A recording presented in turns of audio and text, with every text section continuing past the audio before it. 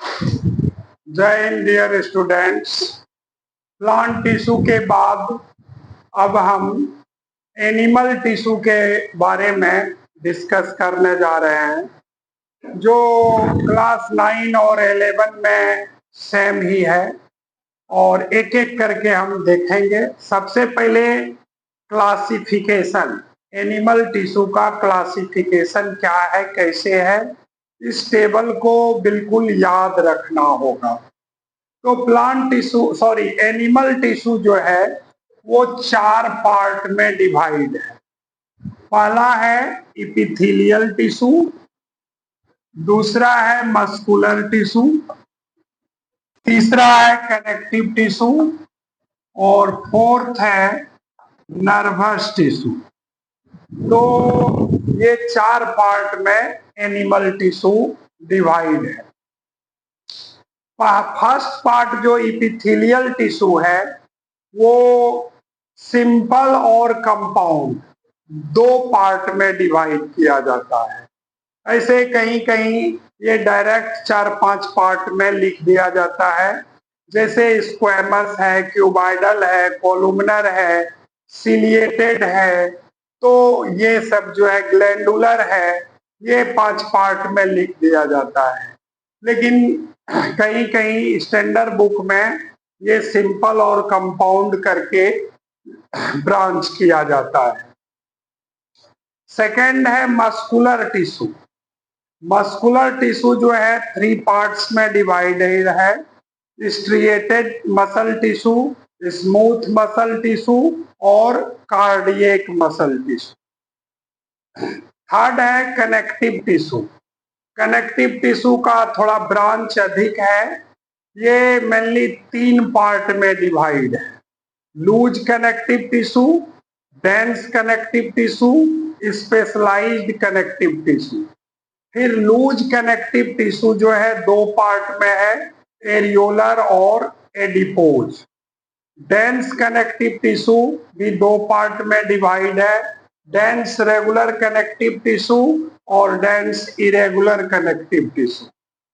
Dense regular further divided into 2 parts, ligaments and tendon. In the same way, specialized connective tissue divided into 3 parts, cartilage, bone and blood. Nervous tissue जो है उसका कोई part नहीं है, इसके unit को हम न्यूरॉन बोलते हैं।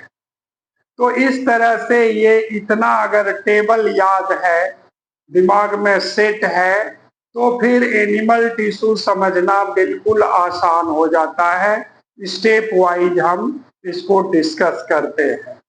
जैसे फर्स्ट है इपिथेलियल टिश्यू, तो इसके कुछ कैरेक्टरिस्टिक्स के बारे में जानना है। फर्स्ट पॉइंट है कि सिंपलेस्ट टिश्यू, ये एनिमल बॉडी का सिंपलेस्ट टिश्यू होता है, सबसे सिंपल होता है। दूसरा है large on a membrane known as basement membrane. Epithelial tissue जो है ये एक मेम्ब्रेन पर बेस्ड होता है और उसको हम बेसमेंट मेम्ब्रेन कहते हैं, और which contains a special form of matrix protein, जिसमें एक स्पेशल टाइप का प्रोटीन पाया जाता है जिसको हम कोलेजन कहते हैं। यानी ये एक मेम्ब्रेन हो गया और ये एक थिन मेम्ब्रेन है और इसमें जो है प्रोटीन जो पाया जाता है उसको हम कोलेजन प्रोटीन कहते हैं, कोलेजन कहते हैं। ये एपिथेलियल टिश्यू का सिंपल रिप्रेजेंटेशन है। और इस तरह से सिंपल टिश्यू, अब एपिथेलियल टिश्यू का टाइप देखेंगे। हाँ, नेक्स्ट है टाइप्स ऑफ एपिथेलियल टिश्यू, यानी एपिथेलियल टिश्यू कितने प्रकार के होते हैं। तो देख चुके हैं क्लासिफिकेशन में कि ये 2 प्रकार का होता है, simple epithelial and compound epithelial. Simple epithelium क्या है, तो made from single layer of cell. ये जो सिंपल इपिथेलियल टिश्यू है ये सिंगल लेयर का बना होता है सेल का। और ये बनाता क्या है, तो it forms linings of ducts and tube. कोई भी ट्यूब है बॉडी के अंदर या कोई भी डक्ट है तो उसमें इस टिश्यू का यूज होता है बनाने में। नेक्स्ट है कंपाउंड इपिथेलियम, यानी कंपाउंड इपिथेलियम टिश्यू। तो मेड फ्रॉम 2 और मोर लेयर्स, क्योंकि ये कंपाउंड इपिथेलियल टिश्यू है तो इसमें 2 या उससे अधिक लेयर का बना होता है। Present in our skin, helps in protection. कोई भी हम लोग का ये स्किन ये इसी टिश्यू से बना होता है, कंपाउंड इपिथेलियल टिश्यू से। अगर स्किन ना रहे तो देह हाथ पर पूरा जो है इंसेक्ट वगैरह मक्खी वगैरह आके वो खाने लगेगा, ब्लड सबको खाने लगेगा। तो ये हम लोग का जो कंपाउंड इपिथेलियल टिश्यू है ये प्रोटेक्शन का काम करता है, इन्वायरमेंट से, गर्मी सर्दी वर्षा से बचाता है। अगर स्किन ना रहे तो बहुत प्रॉब्लम हो जाएगा। अब इसका एक एक करके हम डिटेल टाइप का देखते हैं। जैसे सिंपल इपिथेलियल टिश्यू, इसका टाइप फर्स्ट क्या है, तो squamous epithelium, squamous epithelial tissue. तो ये मेड फ्रॉम, हर टिश्यू का कुछ फीचर्स और लोकेशन, मेन यही हम लोग को दिमाग में सेट करना है कि क्या खासियत है उस टिश्यू का और उसका लोकेशन कहाँ है, कहाँ पाया जाता है बॉडी में। ये 2 चीज ही मेन जानना है। तो स्क्वैमस इपिथेलियम के बारे में है कि made up of thin flat irregular shaped cell. इसका सेल कैसा होता है, तो थीन होता है, फ्लैट होता है और इरेगुलर शेप्ड होता है, यानी कोई खास शेप नहीं है, जैसे तैसे ये बना होता है, irregular shaped cell. Also known as tessellated and pavement epithelium. इसको टेसलेटेड या पेवमेंट इपिथेलियम भी बोलते हैं। Found in lining of cavities, ये किसी भी कैविटीज के लाइनिंग में रहता है, जैसे माउथ है, ओएसोफेगस है, एल्वियोली है, ये सब के लाइनिंग को ये टिश्यू बनाता है। ब्लड वेसल्स है, तो ये सब का लाइनिंग जो है इसी टिश्यू से बना होता है। अब नेक्स्ट है 2 नंबर, क्यूबाइडल इपिथेलियम। तो क्यूबाइडल इपिथेलियम का नाम ही है क्यूबाइडल, मतलब ये जो है सेल इसका वो क्यूब लाइक सेल्स होता है, क्यूब लाइक सेल्स इस टिश्यू का खासियत है, नाम है क्यूबाइडल। तो सेल जो है क्यूब लाइक होता है। हाँ, present in kidney tubule. Cuboidal epithelium कहाँ पाया जाता है, तो किडनी टिब्यूल में, सेलेवरी ग्लैंड में, और forms germinal epithelium of testis, यानी टेस्टिस में भी प्रेजेंट रहता है, ओवरी में भी ये प्रेजेंट रहता है। नेक्स्ट पॉइंट है प्रॉक्सिमल कॉन्वोलेटेड टिब्यूल, यानी PCT of nephron contents microvilli in epithelial tissue, of epithelial tissue. ये जो नेफ्रॉन का पीसीटी होता है ये एपिथेलियल टिश्यू का ही बना होता है। एक रफ डायग्राम है कि कैसा होता है क्यूबाइडल एपिथेलियम। तो ये क्यूब लाइक सेल्स है और इसमें मिडिल में न्यूक्लियस रहता है, ये सब साइटोप्लाज्म है, सीमेंट सब्सटेंस यहाँ जहाँ से अटैचमेंट होता है 2 सेल का, और ये बेसमेंट मेम्ब्रेन है। ठीक है, नेक्स्ट है कॉलुमनर इपिथीलियम। नाम ही सबका काफी है पहचान के लिए।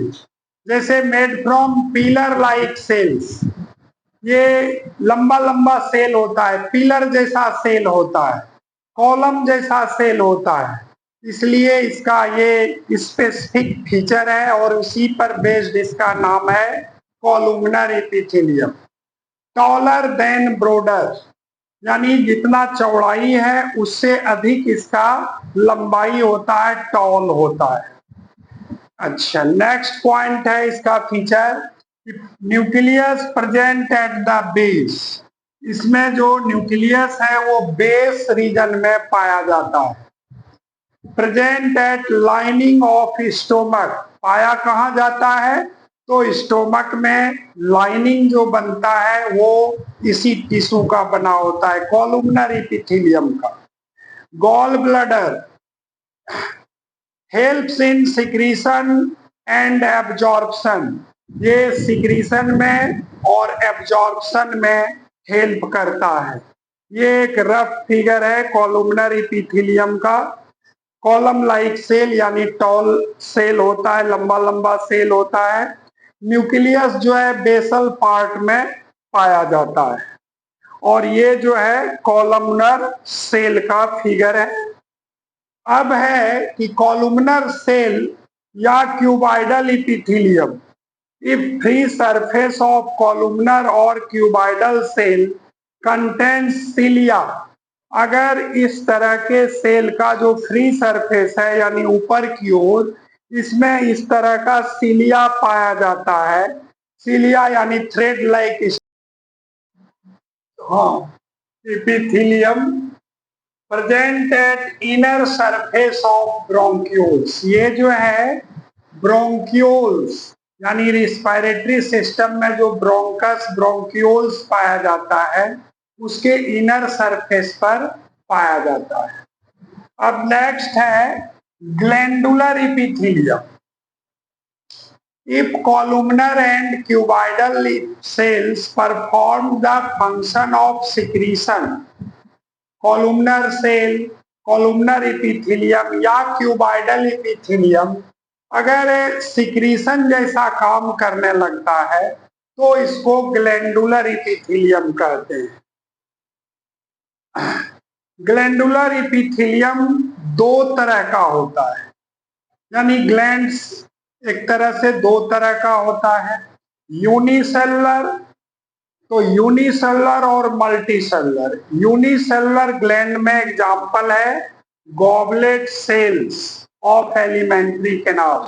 ये सब एग्जांपल थोड़ा याद रखना पड़ता है, बायोलॉजी है, पहले ही बताए हैं कि कुछ खास टर्म होता है बायोलॉजी का, वो सबको तो दिमाग में सेट करना पड़ता है। मल्टीसेलुलर ग्लैंडुलर एपिथेलियम जो मल्टीसेलुलर हो तो इसमें सेलेब्री ग्लैंड आता है और ये ग्लैंड्स दो तरह का होता है, एक्सोक्राइन ग्लैंड और endocrine gland. Glands having duct to release secretions को एक्सोक्राइन ग्लैंड कहते हैं और ग्लैंड्स विदाउट डक्ट को इंडोक्राइन ग्लैंड कहते हैं। एक्सोक्राइन में सेलेब्री ग्लैंड आएगा, इंडोक्राइन में जो है पैंक्रियाज आ जाता है जिससे कि इंसुलिन सिक्रीट होता है। सिंपल हम लोग याद रखने के लिए घर का पानी का टंकी याद रखते हैं कि अगर पानी के टंकी का सप्लाई जैसे आता है पाइप के थ्रू आता है, टंकी को मान लो कि ग्लैंड है तो ग्लैंड से सिक्रीशन पाइप के थ्रू आता है तो उसको हम लोग एक्सोक्राइन ग्लैंड कहेंगे। और अगर टंकिए में डायरेक्ट छेद कर दिया जाए तो उसका सिक्रीशन बिना डक्ट का आएगा, बिना पाइप का आएगा, तो उसको इंडोक्राइन ग्लैंड कहते हैं, जैसे pancreas. Compound epithelium, next topic है कंपाउंड एपिथेलियम। ये मेड फ्रॉम मेनी लेयर्स। इसका मेन फीचर्स है ये बहुत सारे लेयर्स से बना होता है। मेन फंक्शन क्या है? तो secretion, absorption and protection from chemical and mechanical stress. ये प्रोटेक्शन भी करता है, सिक्रीशन भी करता है और एब्जॉर्प्शन भी करता है। पाया कहा जाता है? तो dry surface of skin, buccal cavity, ducts of salivary glands, ये सब में ये मेन रूप से पाया जाता है। यही सब एग्जाम में भी पूछा जाता है कि टिश्यू का फीचर्स क्या है, यानी कैसा होता है और कहाँ लोकेशन है, पाया कहाँ जाता है। इसलिए ये सब पॉइंट को थोड़ा ध्यान देके याद रखना होगा, दिमाग में सेट रखना होगा। अब है नेक्स्ट पॉइंट कि सेल जंक्शन। सेल जंक्शन यानी सेल को जोड़ने के लिए जो कंडीशन होता है, जो तरीका होता है, वो कितने तरह का होता है? तो सेल जंक्शन 3 टाइप्स का होता है। फर्स्ट है tight junction, helps in leakage of substance across the tissue. Tissue में जो है जहां एक दूसरे से जुड़ता है तो उसमें जो है लीकेज, ये कोई भी तरह का सब्सटेंस का लीकेज में हेल्प करता है। एडहेरिंग जंक्शन सेकेंड है। This junction acts as a cementing function, यानी अटैचमेंट, जोड़ने के लिए ये काम में आता है। Which helps in attachment of neighbouring cells, ये एक सेल से दूसरे सेल को अटैच करने में, जोड़ने में काम में आता है। थर्ड है gap junction, this helps in rapid transfer of ions, ये रैपिड यानी आयन का रैपिड ट्रांसफर में ये गैप जंक्शन हेल्प करता है। स्मॉल मॉलिक्यूल्स के भी ट्रांसफर में हेल्प करता है।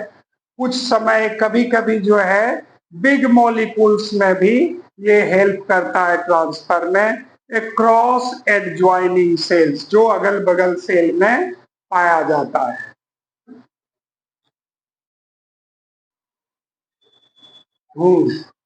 नेक्स्ट टिश्यू का नाम है मस्कुलर टिश्यू। तो इसके बारे में फीचर्स में देखना है कि इसका खासियत क्या है। तो muscle cells are elongated and large size. ये सेल जो है मसल सेल्स, ये इलोंगेटेड शेप का होता है, यानी कि लंबा लंबा सेल होता है और लार्ज साइज होता है, बड़ा बड़ा होता है। So they are called muscle fibres, इसलिए इसको मसल फाइबर्स बोलते हैं। ये ऑब्जेक्टिव क्वेश्चन में खासकर पूछा जाता है कि why muscle cells are known as muscle fibres.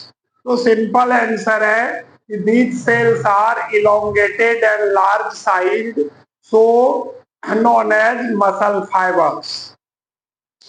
Fibers are made from many fibrils known as myofibrils. ये सब जो फाइबर है ये बहुत ही अधिक संख्या में फाइब्रिल्स का बना होता है, इसलिए इसको मायोफाइब्रिल्स कहते हैं। Myofibrils. Muscle tissue is of 3 types on the basis of location, structure and functions. Location के आधार पर, स्ट्रक्चर के आधार पर और फंक्शन के आधार पर ये 3 तरह का मसल टिश्यू होता है। फर्स्ट है striated muscle tissue, second smooth muscle tissue and third cardiac muscle tissue. अब हम एक एक करके सबका डिटेल देखेंगे। तो फर्स्ट है striated muscle tissue, also known as striped skeletal और वॉलंटरी मसल। इसको स्ट्राइप्ड भी बोलते हैं, स्केलेटल भी बोलते हैं और वॉलंटरी बोलते हैं। Striped muscle, these muscles are attached to bones and responsible for body movement। ये बोन के साथ जुड़ा होता है और ये बॉडी मूवमेंट, चलने फिरने में हेल्प करता है। So called as skeletal muscle, इसलिए इसको स्केलेटल मसल भी बोलते हैं। नेक्स्ट है कि इसको वॉलंटरी मसल क्यों कहते हैं। तो these muscles work according to our will, हम लोगों के इच्छा के मुताबिक ये मसल टिश्यू काम करता है, इसलिए इसको वॉलंटरी मसल कहते हैं। जैसे अभी हम बैठे हैं और या खड़े हैं तो हमको चलना है, तो ब्रेन जो है सिग्नल देता है मसल टिश्यू को कि अब मूव करना है, तो हम लोग मूव कर जाते हैं, चलने लगते हैं। उसमें कंट्रैक्शन एक्सपेंशन होने लगता है और इसलिए हम लोग चलना शुरू कर देते हैं। तो ये टिश्यू जो है वो हम लोगों के इच्छा के मुताबिक, हम लोगों के विल के मुताबिक काम करता है, इसलिए इसको वॉलंटरी मसल्स भी कहते हैं। These cells are long or elongated, unbranched, multinucleate। इसका मेन फीचर है ये लॉन्ग होता है, इलोंगेटेड होता है, अनब्रांच होता है, इसमें ब्रांच नहीं पाया जाता है, और ये मल्टी न्यूक्लिएट है। ये बहुत ही इंपॉर्टेंट फीचर है कि ये मल्टी न्यूक्लिएटेड सेल होता है। नेक्स्ट पॉइंट है cells are enclosed by a thin plasma membrane known as sarcolemma. इसका जो सेल है वो एक प्लाज्मा मेम्ब्रेन के लेयर से घिरा हुआ रहता है जिसको सार्कोलेमा कहते हैं, और अंदर में सार्कोप्लाज्म लिक्विड रहता है। Large number of contractile elements are present in cytoplasm.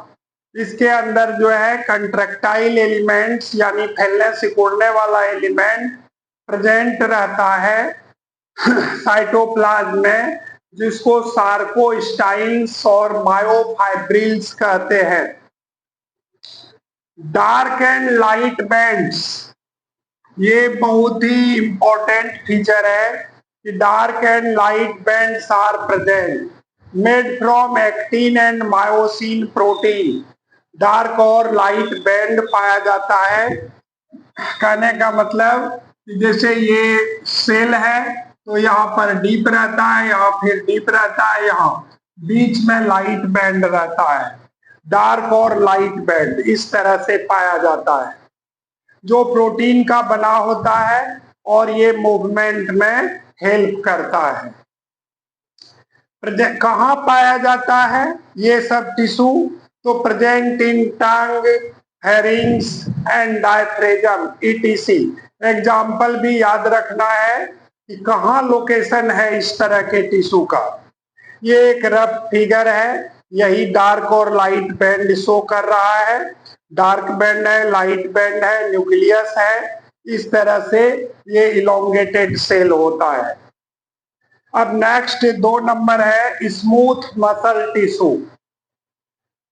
इसमें फीचर्स क्या क्या है? तो आल्सो नोन एज अनस्ट्रिएटेड विस्सेरल और इनवॉलंटरी मसल्स। इसका दूसरा नाम है अनस्ट्रिएटेड विस्सेरल टिश्यू और इनवॉलंटरी मसल्स टिश्यू। कैसा होता है? तो इलोंगेटेड फ्यूजिफॉर्म और स्पिंडल शेप्ड सेल। इलोंगेटेड होता है, फ्यूजिफॉर्म यानी मूली के जैसा शेप, ऊपर और नीचे पतला रहता है, बीच में थोड़ा मोटा रहता है। स्पिंडल शेप्ड सेल रहता है। सबसे मेन खासियत है इस तरह का स्मूथ मसल टिश्यू का, इसमें सिगार शेप्ड न्यूक्लियस होता है, यूनिन्यूक्लिएट होता है, सेल और डू नॉट बियर बैंड्स, इसमें बैंड्स नहीं पाया जाता है। जैसे डार्क और लाइट बैंड था यहाँ, तो उस तरह का कोई बैंड इसमें नहीं पाया जाता है। ये सिगार शेप्ड न्यूक्लियस, इसका मतलब है कि सिगरेट जैसा, जैसे सिगरेट लंबा लंबा होता है, तो सिगरेट जैसा इसमें सेल होता है, न्यूक्लियस होता है, इसलिए इसका मेन फीचर है cigar shaped nucleus.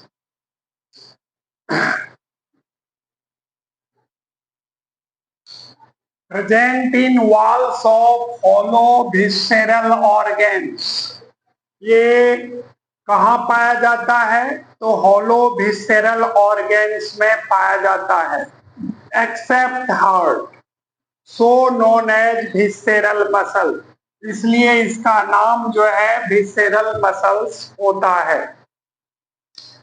Next point है नोन एज इनवॉलंटरी मसल्स, इसको इनवॉलंटरी मसल कहते हैं क्योंकि ये हम लोगों के विल के मुताबिक काम नहीं करता है।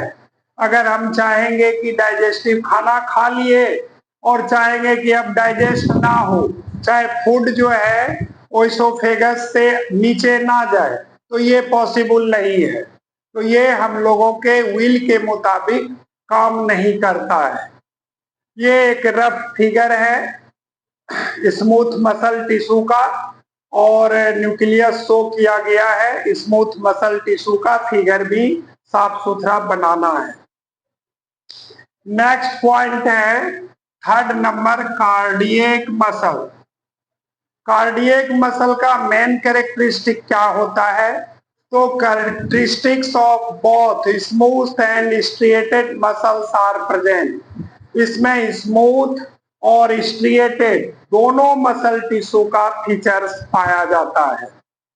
Plasma membrane are connected by cell junction, ये प्लाज्मा मेम्ब्रेन जो सेल का है वो सेल जंक्शन के द्वारा कनेक्ट रहता है। और ये पाया कहाँ जाता है? तो प्रेजेंट इन हार्ट, ये हार्ट रीजन में पाया जाता है। ये रफ फिगर है कार्डियक मसल टिश्यू का, स्ट्रिएशन शो किया गया है, न्यूक्लियस है, junction between adjacent cell show किया गया है। तो इस तरह से मसल टिश्यू में इतना कम से कम जरूर जानना है। आगे अब हम कनेक्टिव टिश्यू डिस्कस करते हैं। हाँ, नेक्स्ट टिश्यू है कनेक्टिव टिश्यू। कनेक्टिव टिश्यू का मेन फीचर्स क्या है? तो मोस्ट एबंडेंट, ये बहुत अधिक संख्या में पाया जाता है। वाइडली डिस्ट्रीब्यूटेड टिश्यू, हर जगह बॉडी में पाया जाता है। विच कनेक्ट्स ऑर्गेन्स, जो एक दूसरे ऑर्गेन्स को कनेक्ट करता है इन आवर बॉडी, हम लोग के शरीर में, इज कॉल्ड कनेक्टिव टिश्यू। तो ऐसे टिश्यू को हम कनेक्टिव टिश्यू कहते हैं। Except blood cells of all connective tissue secrete structural protein fibres, blood cells को छोड़ के जितना भी कनेक्टिव टिश्यू है वो कुछ प्रोटीन सिक्रीट करता है, नॉन एज कोलेजन और इलास्टिन, जिसको कोलेजन या इलास्टिन कहते हैं। Main functions of connective tissue are binding, supporting and packing. ये टिश्यू जो है क्या करता है? तो एक दूसरे ऑर्गेन को कनेक्ट करता है, बाइंड करता है, सपोर्ट करता है, और बीच में अगर खाली जगह है तो उसको पैक भी करता है। पैकिंग भी इसका मेन फीचर्स है, मेन फंक्शन है।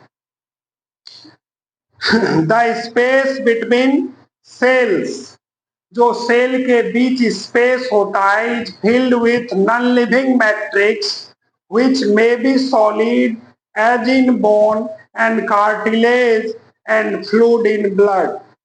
दो सेल के बीच जो जगह है वो जो फिलिंग करता है वो लिविंग भी हो सकता है, जो सॉलिड भी हो सकता है, जैसे कि बोन में होता है, कार्टिलेज भी हो सकता है, और फ्लूइड भी हो सकता है जैसा कि ब्लड में है।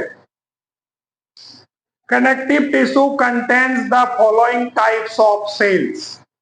कनेक्टिव टिश्यू में कुछ खास तरह के सेल्स पाए जाते हैं जो इस प्रकार है। पहला है फाइब्रोब्लास्ट। फाइब्रोब्लास्ट क्या करता है तो form ground substance and fibres. Fibroblast का काम है कि ये ग्राउंड मटेरियल बनाता है और फाइबर्स बनाता है।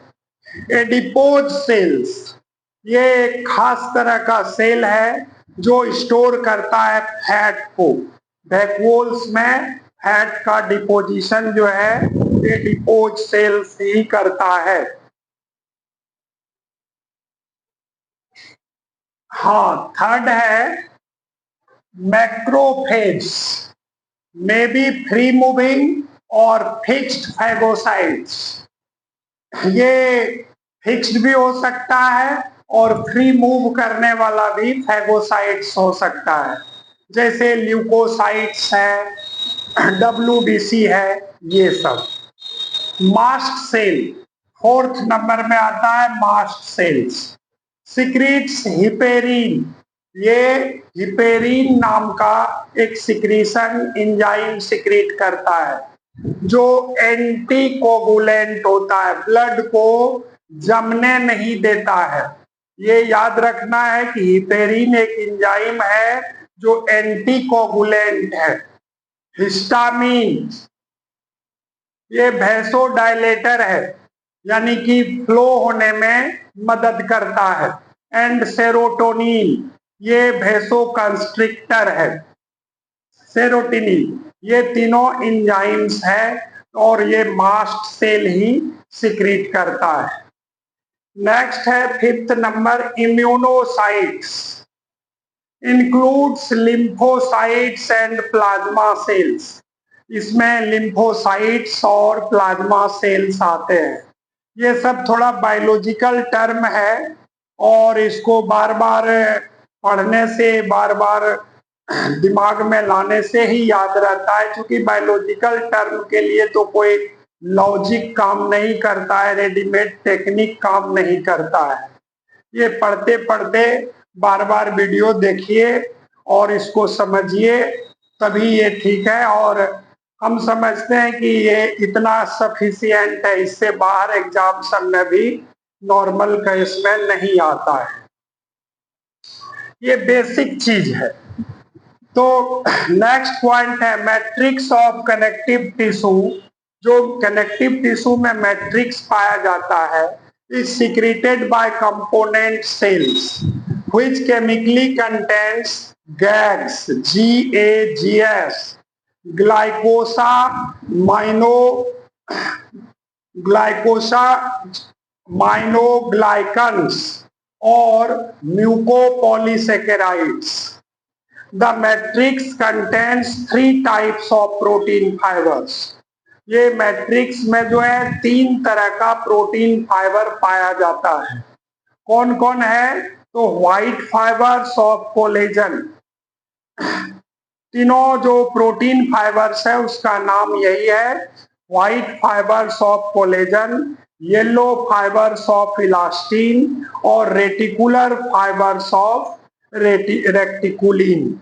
तो ये तीनों टाइप का प्रोटीन फाइबर्स पाया जाता है। नेक्स्ट पॉइंट है types of connective tissue. Connective tissue कितने तरह के होते हैं तो फर्स्ट है लूज कनेक्टिव टिश्यू और एरियोलर। सेकेंड है डेंस कनेक्टिव टिश्यू और थर्ड है स्पेशलाइज्ड कनेक्टिव टिश्यू।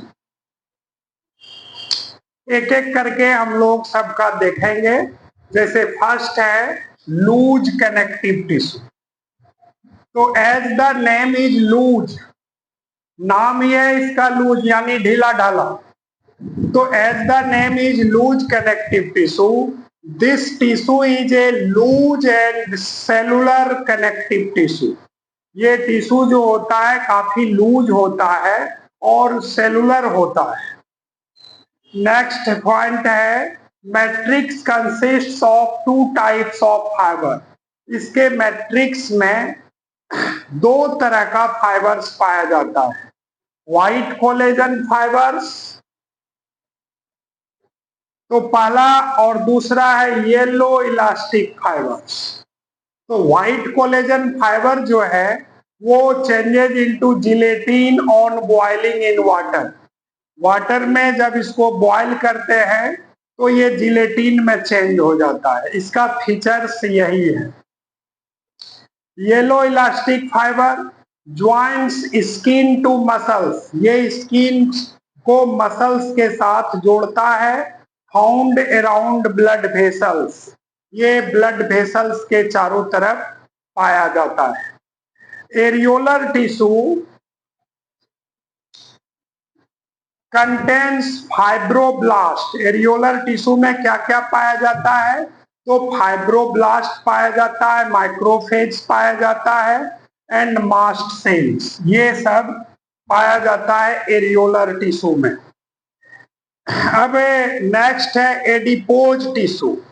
तो ये भी एक तरह का लूज कनेक्टिव टिश्यू है। Adipose tissue is other loose connective tissue present just below skin. ये पूछा जाता है एग्जाम सब में भी कि एडिपोज टिश्यू का लोकेशन कहाँ होता है, तो present just below the skin, यानी चर्बी सब जो पाया जाता है उस स्किन के ठीक बिलो एडिपोज टिश्यू में ही रहता है स्टोर हो। और इसका मेन फंक्शन है स्टोरेज ऑफ फैट, ये फैट को स्टोर करता है एडिपोज टिश्यू। ये क्वेश्चन बहुत इंपॉर्टेंट रहता है कि व्हिच टिश्यू स्टोर्स फैट, तो adipose tissue. Adipose tissue is basically a group of fat cells or adipocytes. Adipose tissue जो होता है वो मेनली एक ग्रुप होता है फैट सेल का और या एडिपोसाइट्स का। Adipose tissue acts as shock absorber, इसका मेन काम है शॉक एब्जॉर्बर के रूप में ये काम करता है। दूसरा है dense connective tissue, fibres and fibroblast compactly packed. इसका मेन फीचर्स है कि इसमें जो फाइबर्स होते हैं और फाइब्रोब्लास्ट होता है वो कंपैक्टली पैक्ड होता है। On the basis of orientation of fibres it is of 2 types, और ये किस तरह से फाइबर्स अरेंज है उसके आधार पर 2 तरह का होता है। कौन कौन है? तो डेंस रेगुलर कनेक्टिव टिश्यू, इसमें आता है कि patterns of fibres are regular, इसमें रेगुलर पैटर्न होता है। It includes tendons and ligaments, इसमें टेंडन और लिगामेंट्स पाए जाते हैं। टेंडन का क्या काम है? तो इसका मेन फीचर्स बहुत ही इंपॉर्टेंट है और ये याद रखना चाहिए कि ये स्ट्रॉन्ग इन इलास्टिक होता है। नेक्स्ट पॉइंट है great strength but limited flexibility, बहुत ताकतवर होता है लेकिन ये कम ही मुड़ता है, फ्लेक्सिबिलिटी जो है ये लिमिटेड होता है। मेन काम इसका क्या है जो हमेशा एग्जाम सब में पूछते रहता है कि ये बोन को मसल से जोड़ता है, यानी टेंडन जो है joint bone to muscles, bone को मसल से जोड़ता है। लिगामेंट इलास्टिक स्ट्रक्चर होता है which connect bone to bone, ये लिगामेंट जो है बोन से बोन को जोड़ता है, कनेक्ट करता है। हाईली इलास्टिक, बहुत ज्यादा इलास्टिसिटी इसमें पाया जाता है। बोन टू बोन, ये लिगामेंट को याद रखने के लिए हम लोग देखते हैं कि हाथ टूटता है तो इस तरह से बैंडेज करके लटका देता है, यानी ये एल शेप बन जाता है। यहां भी बोन है, यहां भी बोन है, तो ये बोन टू बोन को कनेक्ट करता है लिगामेंट, यानी एल शेप बनता है। तो एल शेप से लिगामेंट याद रखना है। Sprain is caused by excessive cooling of ligament. Ligament का अगर बहुत ज्यादा कूलिंग होता है, ठंडापन आ जाता है, तो उससे स्प्रेन कॉज्ड होता है। Dense irregular connective tissue, pattern of fibres are irregular. इसमें जो फाइबर का पैटर्न होता है वो इरेगुलर होता है, कोई निश्चित नहीं होता है। कहाँ रहता है ये टिश्यू? तो प्रेजेंट इन आवर स्किन, हम लोग के स्किन में इस तरह का टिश्यू पाया जाता है। नेक्स्ट थर्ड नंबर है स्पेशलाइज्ड कनेक्टिव टिश्यू, खास तरह का कनेक्टिव टिश्यू। तो ये 3 टाइप्स का होता है। कौन कौन? तो कार्टिलेज, बोन और ब्लड, ये 3 तरह का स्पेशलाइज्ड कनेक्टिव टिश्यू होता है। तो अब फर्स्ट हम लोग कार्टिलेज के बारे में देखते हैं। कहता है कि ये compact and none less vascular होता है। ये बहुत डेंस होता है, कंपैक्ट होता है और लेस वेस्कुलर, यानी इसमें ब्लड का सप्लाई जो है वो कम पाया जाता है। Matrix is composed of proteins, matrix जो है प्रोटीन्स के द्वारा बना होता है, and hardened by calcium salt, और जो हार्डनेस होता है वो कैल्शियम साल्ट के कारण होता है। Matrix is produced and maintained by chondrocytes, matrix जो है कॉन्ड्रोसाइट्स के द्वारा बनता है और मेंटेन भी किया जाता है। Chondrocytes are present in fluid filled spaces, ये कॉन्ड्रोसाइट्स जो है फ्लूइड फिल्ड स्पेस में रहता है और इसको हम लेकुनी कहते हैं। यहाँ फिगर में लेकुनी शो किया गया है, कॉन्ड्रोसाइट्स है ये सब और इसको लेकुनी शो किया गया है। प्रेजेंट इन ईयर पिन्ना, ये कहाँ पाया जाता है हम लोग के बॉडी में? मेन ये भी याद रखना जरूरी है। तो ईयर पिन्ना, नोज टिप और इपिग्लोटिस, ये सब जगह पर ये टिश्यू पाया जाता है। यहाँ पर जैसे कान का ईयर पिन्ना है, नोज टिप है, तो ये सब लेस वेस्कुलर रहता है, इसीलिए जो है लड़की सब का कान, नाक, ये सब आसानी से छेद हो जाता है और ब्लड भी उतना फ्लो नहीं होता है। तो ये लेस वेस्कुलर होने के कारण ही ये पॉसिबल है। अब नेक्स्ट पॉइंट बोन देखते हैं। तो बोन के बारे में सबसे पहली बात है कि very strong and non flexible tissue. Bone जो होता है काफी मजबूत होता है और नॉन फ्लेक्सिबल, मुड़ने वाला नहीं होता। Bone cells are called osteoblast, ये बहुत इंपॉर्टेंट पॉइंट है कि बोन सेल का जो यूनिट होता है, बोन का जो यूनिट होता है उसको ऑस्टियोब्लास्ट कहते हैं, which is present in a concentric rings called lacunae lamella, जो एक कंसेंट्रिक रिंग्स के रूप में पाया जाता है और उसको हम लेकुनी या लेमिली बोलते हैं। इसका जो मैट्रिक्स होता है बोन का, made up of proteins and rich in calcium and magnesium carbonate, protein और रिच रहता है, अधिक मात्रा में रहता है कैल्शियम और मैग्नीशियम का कार्बोनेट एंड फॉस्फेट, ये दोनों बोन सेल्स में पाया जाता है, जिसके चलते ये मजबूत होता है। काम क्या करता है? तो helps in movement, by adding skeletal muscles. ये मूवमेंट में बोन जो है मदद करता है स्केलेटल मसल टिश्यू के साथ मिलकर। Blood cells are produced in bone marrow. Blood cell कहाँ बनता है, आरबीसी कहाँ बनता है, तो बोन मेरो में बनता है। Of some bones by stem cells, ये स्टेम सेल के द्वारा बोन मेरो में बनता है। ये बहुत इंपॉर्टेंट पॉइंट है, इसको याद रखना चाहिए कि ब्लड सेल जो है वो बोन मेरो में बनता है स्टेम सेल के द्वारा। Concentric rings are present in long bone. जो लॉन्ग बोन होता है उसमें कंसेंट्रिक रिंग्स पाया जाता है। और कंसेंट्रिक रिंग का मतलब इस तरह से है, ये इस तरह का स्ट्रक्चर रहता है, कंसेंट्रिक रिंग पाया जाता है जिसको हैवर्सियन सिस्टम कहते हैं, हैवर्सियन कैनाल कहते हैं। तो ये बोन के बारे में था और ये फिगर है टीएस ऑफ लॉन्ग बोन।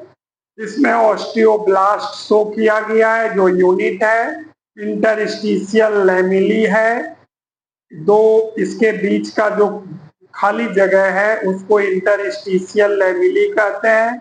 ये रिंग टाइप का स्ट्रक्चर हैवर्सियन सिस्टम है।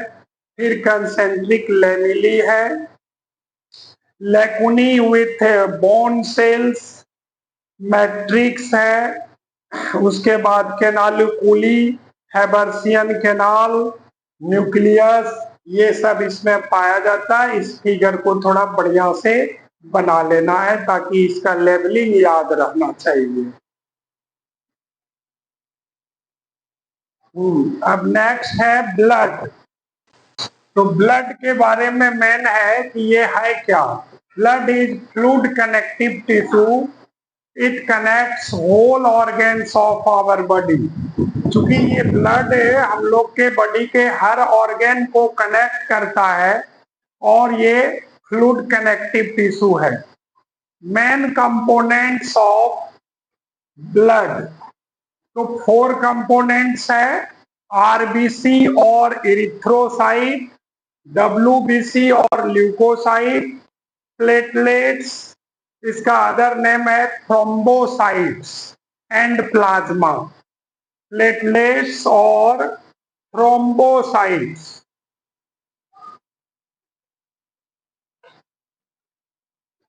And plasma. तो प्लाज्मा जो है ये 55% of total volume of blood को बनाता है। It contains inorganic and organic compounds. Organic compounds included albumins. Organic compound में जो है अल्बुमिन्स पाया जाता है जो ऑस्मोटिक प्रेशर को मेंटेन करता है। फाइब्रिनोजन जो ब्लड क्लॉटिंग में हेल्प करता है। Globulins acts as antibodies. ये ग्लोबुलिन्स जो है एंटीबॉडीज के रूप में एक्ट करता है।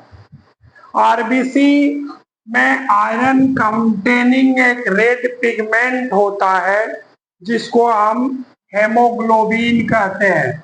ये रिस्पायरेटरी पिगमेंट है और ये ऑक्सीजन को, CO2 को कैरी करता है।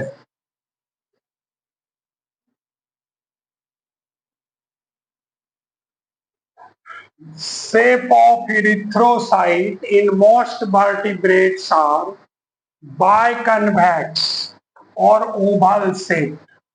इरिथ्रोसाइट का जो शेप है वो बाइकन्वेक्स होता है या ओवल शेप्ड होता है। Erythrocyte plays a vital role in transport of oxygen. Erythrocyte जो है रिस्पायरेटरी पिगमेंट के रूप में ऑक्सीजन को कैरी करने में एक महत्वपूर्ण रोल निभाता है। और इरिथ्रोसाइट जो आरबीसी है उसके साथ ऑक्सीजन ऐड होके ऑक्सी हेमोग्लोबिन बनाता है और फिर वो रिस्पायरेशन में एक जगह से दूसरे जगह ब्लड के थ्रू फ्लो करता है। WBC is of two types, phagocytes and immunocytes. Phagocytes का फर्दर क्लासिफिकेशन है granulocyte and A granulocyte. Granulocyte फिर तीन पार्ट में डिवाइड है, न्यूट्रोफिल्स, बेसोफिल्स एंड इस्नोफिल्स। और उसी तरह ए ग्रेनुलोसाइट दो पार्ट में डिवाइड है, मोनोसाइट्स एंड लिम्फोसाइट्स। इम्यूनोसाइट्स जो है उसका क्या है, तो produce antibodies and responsible for immune response. हम लोग के बॉडी में जो इम्यून रिस्पॉन्स होता है वो इम्यूनोसाइट्स ही बढ़ाता है, डेवलप करता है। और इट इंक्लूड्स लिम्फोसाइट्स, इसमें लिम्फोसाइट्स भी शामिल होता है। लास्ट टिश्यू है न्यूरल टिश्यू और नर्वस टिश्यू भी इसको बोलते हैं।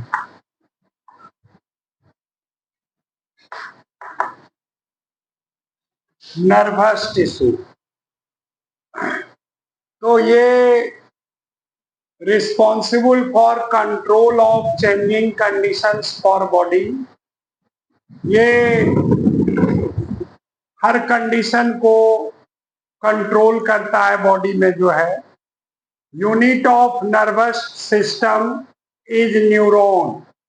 न्यूरॉन इसका यूनिट होता है। और neuroglia forms more than half neural tissue by volume. Neuroglia जो है यानी जंक्शन जो है न्यूरॉन का, वो हाफ न्यूरल टिश्यू बनाता है बाय वॉल्यूम, वॉल्यूम के दृष्टिकोण से। Neuron transfers message in the form of nerve impulse. ये बहुत इंपॉर्टेंट पॉइंट है कि न्यूरॉन जो है बॉडी में नर्व इम्पल्स के थ्रू या इलेक्ट्रिकल इम्पल्स के थ्रू मैसेज ट्रांसफर करता है। जैसे पैर में कांटा चुभ गया तो वो न्यूरॉन ही सिग्नल को रिसीव करता है और वो न्यूरॉन के थ्रू अदर न्यूरॉन से फिर नेक्स्ट न्यूरॉन, इस तरह से फ्लो होते रहता है। तो न्यूरॉन का पार्ट्स देखना है कि कितना पार्ट्स होता है। तो न्यूरॉन का मेनली 3 पार्ट्स होता है, डेंड्राइट, सेल बॉडी और साइटोन और एक्सॉन। ये 3 पार्ट्स ऑफ न्यूरॉन है। न्यूरॉन का ओरिजिन क्या है, तो ओरिजिनेटेड फ्रॉम एक्टोडर्म। ये एक्टोडर्म से ओरिजिनेट होता है। ये पीछे पार्ट में चर्चा भी कर चुके हैं कि एक्टोडर्म, इंडोडर्म, मेसोडर्म 3 पार्ट होता है और एक्टोडर्मल ओरिजिन जो है न्यूरॉन का होता है। Axon is covered by a thin membrane called myelin sheath. Axon जो है वो एक थिन मेम्ब्रेन से कवर होता है जिसका नाम है myelin sheath, which is similar to plasma membrane, जो प्लाज्मा मेम्ब्रेन यानी सेल के कवरिंग के सिमिलर होता है। Nodes are present at axon known as node of Ranvier. Axon पर नोड्स भी प्रेजेंट होता है, पाया जाता है, जिसको कि हम नोड ऑफ रेनवियर कहते हैं। ये सब आगे फिगर के द्वारा क्लियर हो जाएगा। लास्ट पॉइंट है कि microscopic gap present in between 2 neuron is called synapse. जैसे ये एक न्यूरॉन है और ये दूसरा न्यूरॉन है, तो यहाँ पर जो गैप प्रेजेंट रहता है उसको हम सिनेप्स कहते हैं। Dendrite receives information from receptor cells. Dendrite जो है वो रिसेप्टर सेल से मैसेज रिसीव करता है and transfer it to terminal end. Dendrite receptor cell से मैसेज रिसीव करता है और उसको टर्मिनल एंड पर पहुंचा देता है, फिर आगे बढ़ते रहता है। अब एक न्यूरॉन का स्ट्रक्चर हमको देखना है कि न्यूरॉन का स्ट्रक्चर कैसा होता है। तो इसके लिए ये फिगर देखिए, ये एक न्यूरॉन का स्ट्रक्चर बना हुआ है। इसमें सबसे पहले डेंड्राइट्स है, जो ये थ्रेड लाइक स्ट्रक्चर होता है। उसके बाद सेल बॉडी है, ये पार्ट जो है सेल बॉडी कहलाता है।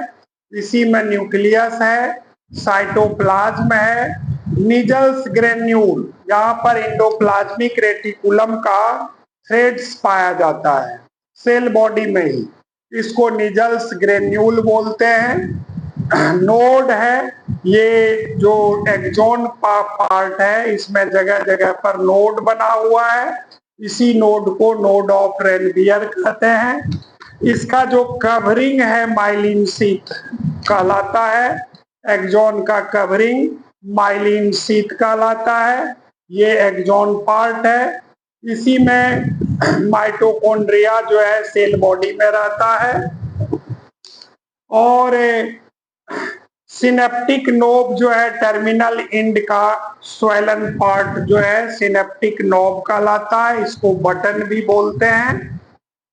और ये एक्सॉन टर्मिनल एंड है, यहीं से मैसेज रिसीव करता है और ये मैसेज इस तरह से फ्लो होते हुए आगे टर्मिनल एंड पर बढ़ता है, या फिर नेक्स्ट न्यूरॉन जुड़ के मैसेज को आगे बढ़ा देता है। तो इस तरह से न्यूरॉन का स्ट्रक्चर ठीक से थोड़ा याद रखना पड़ता है।